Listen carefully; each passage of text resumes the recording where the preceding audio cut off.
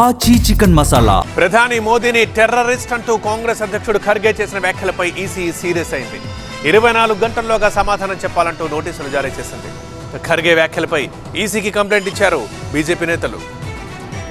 కాంగ్రెస్ అధ్యక్షుడు మల్లికార్జున్ ఖర్గేకు ఈసీ నోటీసులు జారీ చేసింది. ప్రధాని మోదీ టెర్రరిస్ట్ అంటూ ఖర్గే చేసిన వ్యాఖ్యలపై వివరణ ఇవ్వాలని ఎన్నికల సంఘం నోటీసుల్లో పేర్కొంది. నోటీసులకు 24 గంటల్లో సమాధానం ఇవ్వాలని స్పష్టం చేసింది. ఖర్గే చేసిన వ్యాఖ్యలపై కేంద్ర ఎన్నికల సంఘానికి ఫిర్యాదు చేశారు బీజేపీ నేతలు. తమిళనాడు ఎన్నికల ప్రచారంలో భాగంగా ఖర్గే చేసిన వ్యాఖ్యలపై రచ్చ జరుగుతోంది. రాహుల్ గాంధీ వాడిన భాషను ఖర్గే కూడా వాడుతున్నారని బీజేపీ నేతలు విమర్శిస్తున్నారు. ఖర్గే వెంటనే క్షమాపణలు చెప్పాలంటూ పార్లమెంటరీ వ్యవహారాల మంత్రి కిరణ్ రిజ్జు నేతృత్వంలో బీజేపీ ప్రతినిధి బృందం ఎన్నికల సంఘాన్ని కలిసింది. ప్రధాని మోదీపై అవమానకర వ్యాఖ్యలు చేసినట్టుగా బీజేపీ ఆరోపిస్తోంది. ఖర్గే వ్యాఖ్యలపై చర్యలు తీసుకోవాలని ఈసీని డిమాండ్ చేసింది బీజేపీ. ఇది పార్టీ సమస్య కాదు అని, ఇది దేశ గౌరవానికి సంబంధించిన విషయమన్నారు మంత్రి కిరణ్ రిజ్జు.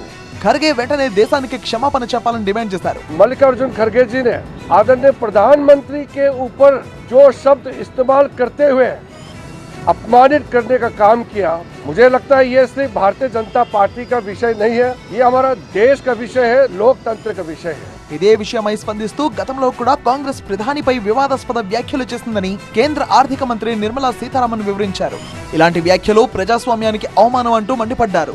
ప్రస్తుతం రాజకీయ వర్గాల్లో ఖర్గే వ్యాఖ్యలపై తీవ్ర చర్చ కొనసాగుతోంది.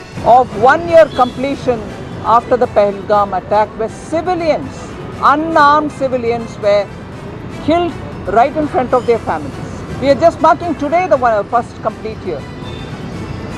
And on the eve of that day, today, President of Congress Party goes to an election-bound state, Chennai.